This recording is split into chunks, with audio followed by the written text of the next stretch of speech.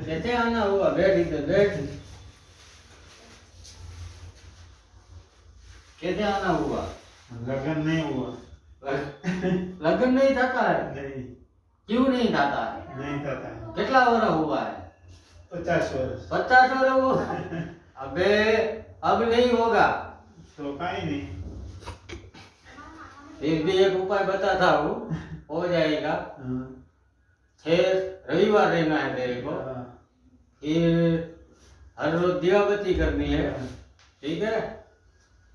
फिर बापू को प्रसादी में कुछ लाना पड़ेगा। हाँ। और लगन नहीं होगा तो क्या करोगे? तो कुछ नहीं होगा।